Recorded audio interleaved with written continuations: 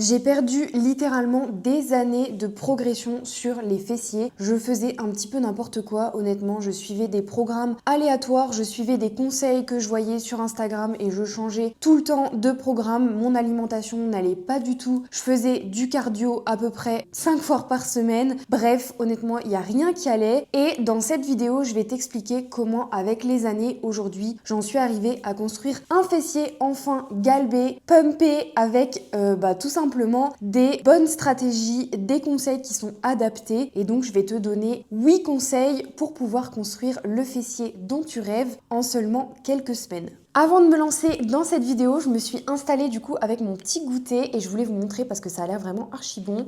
C'est une petite crème de riz avec une banane, du chocolat et du peanut butter. Bref, le goûter que je mange à peu près tous les jours. Donc du coup, on est parti. Avant toute chose, si tu rejoins la chaîne, je me présente. Je suis Marie, coach sportive et nutrition et j'aide les femmes à se transformer, que ce soit pour la perte de gras comme pour la prise de muscle. Aujourd'hui, je vais te donner mes meilleurs conseils pour pouvoir créer le fessier dont tu rêves. J'ai déjà aidé des centaines de femmes à se transformer. Je te mettrai un petit peu quelques photos pour te donner un petit peu une idée de certains avant-après. Tu peux cliquer sur le lien dans la description, tu remplis le petit questionnaire, tu réserves ton appel et ensuite on discute ensemble de tes objectifs. Je suis sûre que quoi qu'il arrive, mes accompagnements pourront t'aider à 100%. Et justement, on va commencer avec le premier conseil qui est forcément l'alimentation parce que ça, clairement, c'est la base. Je pense que tu t'en doutes, mais évidemment, c'est un peu plus complexe que simplement bien manger. Il y a des choses qu'il faut appliquer de façon régulière, notamment pour commencer les protéines parce que ça, ma girl, tu le sais, les protéines, c'est vraiment ce qu'il y a de plus important quand tu veux construire du muscle. Sans protéines, tu ne crées pas de synthèse protéique et du coup, sans synthèse protéique, tu ne construis pas de muscle. C'est aussi simple que ça. Donc, si tu consommes pas assez de protéines dans ta journée, et ben en fait, t'as beau faire des efforts de malade mental à la salle, te tuer au squat, au fente bulgare, etc. Ben en fait, c'est des efforts qui vont dans le vent. Donc, on considère toujours au minimum 1,8 g de protéines par kilo de poids de corps et ça vraiment c'est le minimum. Honnêtement, je pense que la meilleure tranche à garder en tête c'est 1,8/2 g par kilo de poids de corps. Ça c'est vraiment la base et ce que je te conseille vraiment, c'est en fait de manger des protéines à l'ensemble de tes repas. À chaque repas de ta journée, tu manges des protéines, environ 20 à 30-35 grammes par repas. Comme ça, tu as une bonne base et tu sais que à la fin de ta journée, tu te retrouves pas avec un repas pendant lequel tu dois manger en fait tous tes apports protéiques parce que le reste de la journée, t'as pas mangé de protéines. Voilà. Ensuite, ce qu'il faut que tu fasses, c'est manger suffisamment.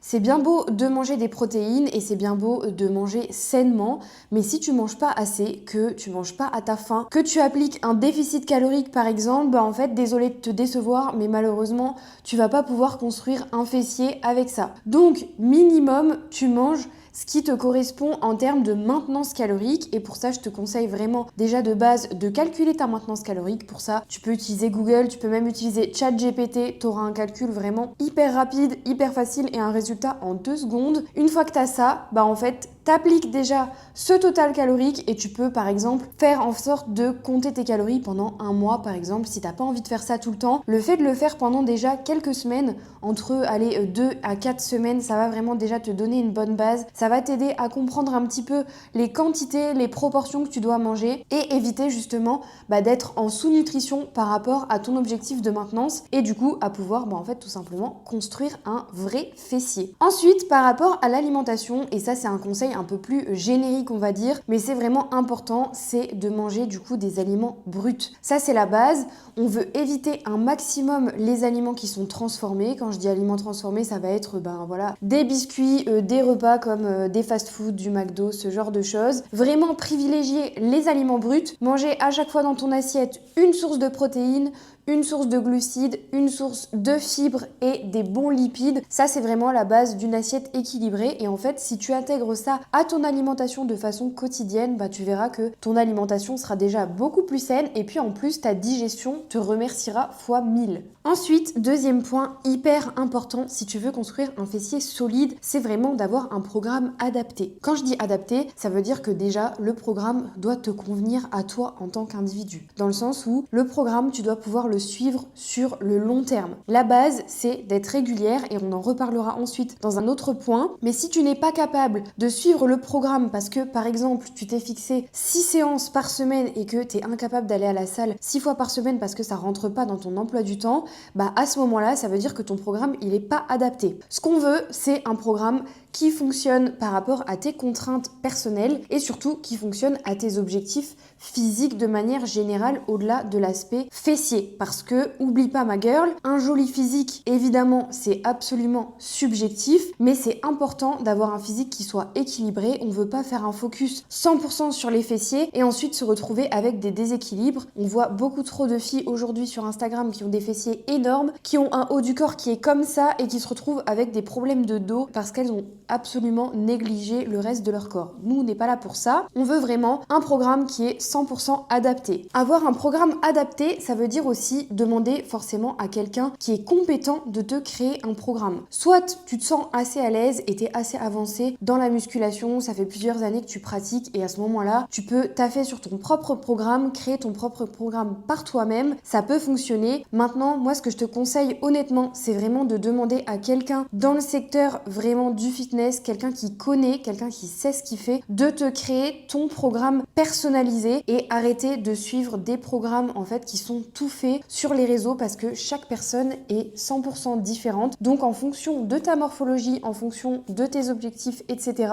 ce sera 100% différent. Donc vraiment demande à quelqu'un. Et là je te dis pas ça par rapport à moi-même. Moi je suis coach sportive. Effectivement, si tu veux un programme pour pouvoir prendre des fessiers, je suis 100% disponible. Et encore une fois, les liens vers mes accompagnements sont dans la description, donc tu peux tout à fait remplir le questionnaire et prendre ton petit rendez-vous pour un appel. Mais évidemment, ça c'est sans obligation, tu peux tout à fait demander à n'importe quel coach de te créer ton programme et ça c'est vraiment mieux pour avoir quelque chose qui est vraiment adapté à toi. Si tu suis un programme et que tu changes toutes les 2 semaines, en fait ça n'a aucun intérêt dans le sens où ce qu'on veut c'est créer de l'adaptation musculaire. L'adaptation musculaire c'est en fait ce qui pousse ton corps à créer de la masse musculaire. En suivant un programme toutes les 2 semaines et en changeant toutes les 2 semaines, et en fait ton corps n'a pas le temps de s'adapter parce qu'il n'a pas capté en fait que t'essayais à chaque fois de le mettre dans la difficulté parce que si tu changes toutes les semaines de programme, tout simplement ton corps il comprend même pas que tu veux l'essayer de lui inculquer quoi que ce soit, donc il s'adapte absolument pas.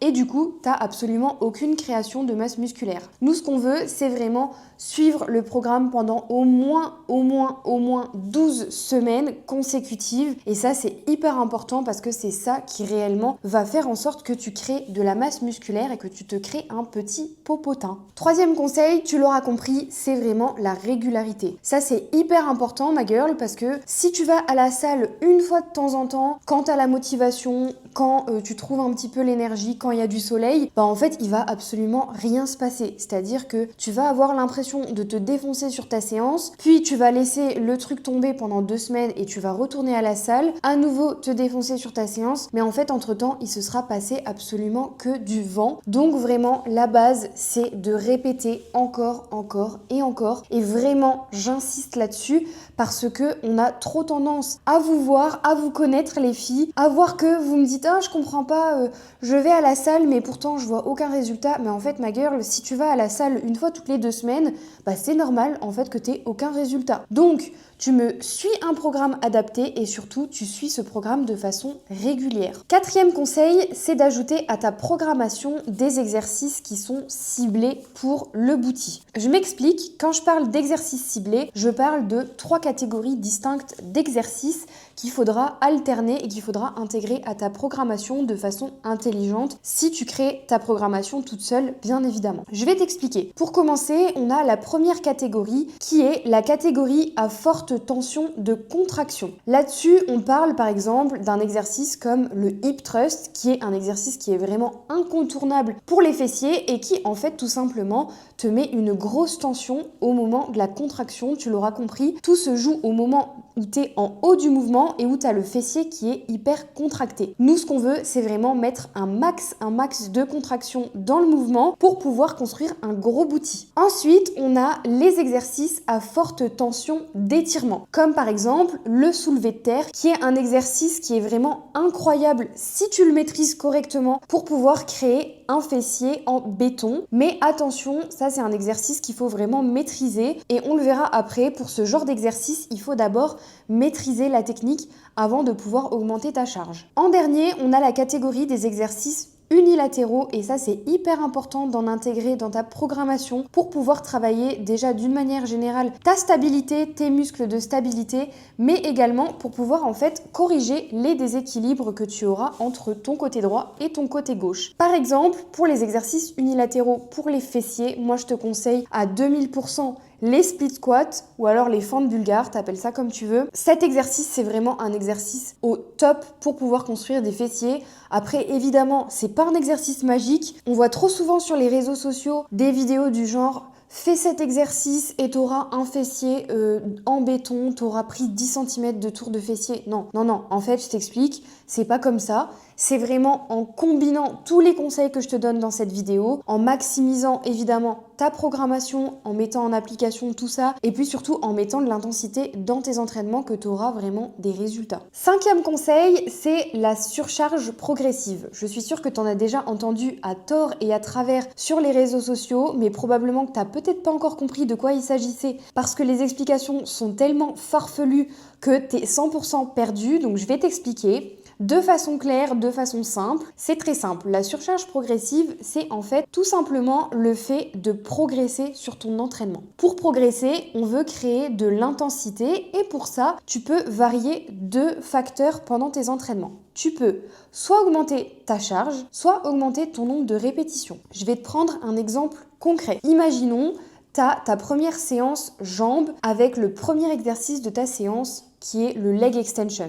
Exercice classique pour les jambes. Et sur cet exo, tu as une première série avec une tranche de répétition à 8-10 répétitions. Ça, c'est un exemple simple, basique. Toi, tu vas mettre ta charge de base, par exemple, on va dire 50 kg et tu vas faire 8 répétitions. Le but, c'est que la fois suivante, quand tu refais le même exercice, au lieu de faire 8 répétitions à 50 kg, tu ailles chercher d'autres répétitions en plus que celles que tu avais déjà faites, c'est-à-dire aller au minimum à 9 voire 10 répétitions. Une fois que tu auras atteint la tranche haute de tes répétitions, par exemple tu as atteint les 10 répétitions avec tes 50 kg, et ben la fois suivante, tu vas augmenter ta charge et tu vas passer par exemple de 50 à 60 kg. 6e conseil à appliquer à l'ensemble de tes entraînements, c'est vraiment de prioriser à tout prix la technique au lieu de l'augmentation de ta charge. Ça, c'est hyper important parce qu'on a beaucoup trop tendance à vouloir mettre en application cette fameuse surcharge progressive à tout va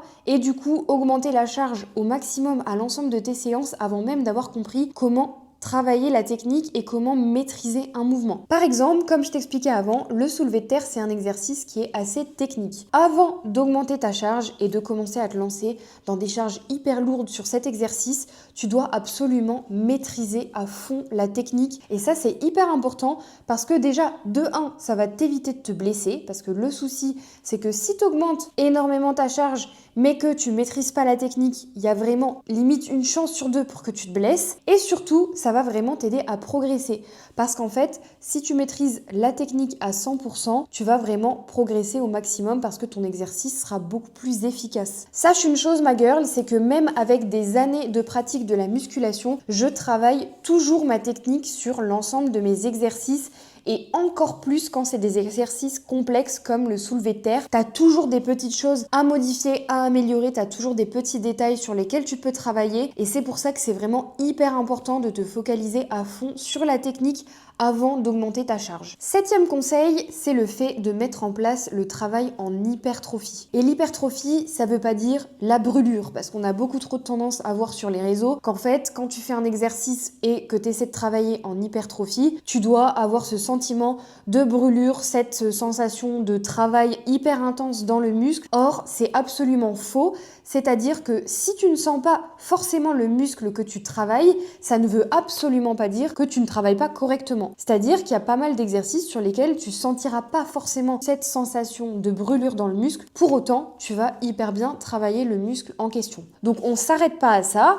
Ce qu'on veut par contre mettre en place quand on travaille en hypertrophie, c'est vraiment de l'intensité dans tes entraînements. Quand on dit intensité dans tes entraînements, ça veut dire essayer de faire à chaque fois mieux que la fois précédente et du coup faire une répétition supplémentaire, augmenter ta charge. Bref, l'idée c'est vraiment d'aller se challenger à l'ensemble de tes entraînements. Tu dois ressortir de là vidé de ton énergie. Alors en vrai, j'abuse un peu, mais bref, tu l'auras compris, l'idée c'est de faire mieux que la fois précédente. Donc si tu ressors de ta séance tranquille, que t'as pas dépensé 1 cm d'énergie, bah ma girl, c'est que t'as pas tout donné. Donc t'es pas au taquet et tu dois te rebooster. Dernier point par rapport à l'hypertrophie, c'est vraiment aller chercher l'échec musculaire. Quand on dit s'entraîner à l'échec, ça veut dire tout simplement en fait de ne pas pouvoir faire une répétition supplémentaire. Et ça c'est hyper important parce que cette dernière répétition que tu vas faire quasiment à l'échec, et ben c'est celle-là qui sera la plus efficace pour créer du muscle. Dernier conseil et pas des moindres, il s'agit de la fréquence de tes entraînements. Tu te demandes certainement combien de fois par semaine je dois entraîner mes fessiers pour prendre des fesses. Je sais pas trop parce que souvent tu vois sur Insta des conseils où on te dit ben c'est mieux de faire au minimum 3 séances par semaine. D'autres filles qui te disent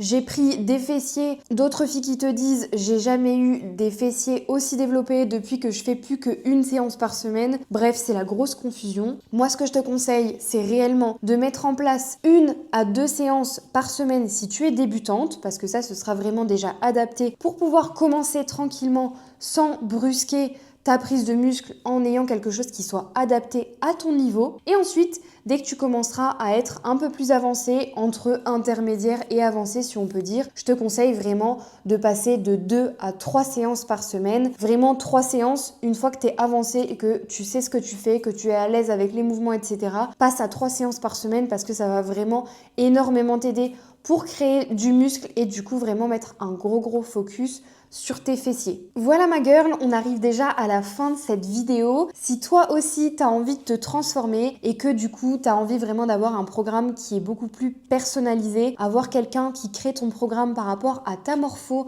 par rapport à tes propres objectifs, le lien de mes accompagnements est dans la description, donc vraiment fonce. Au-delà de ça, pense à t'abonner, pense à me laisser un petit commentaire pour me dire si tu as aimé cette vidéo et me dire aussi quel genre de vidéo t'aimerais voir sur cette chaîne. Est-ce que la prochaine fois je devrais faire encore une vidéo de ce style, sur quel thème, etc. N'hésite pas à me dire tout ça en commentaire et puis à me laisser un petit like, ça me fera toujours plaisir. Je vous fais des gros bisous et je vous dis à très bientôt.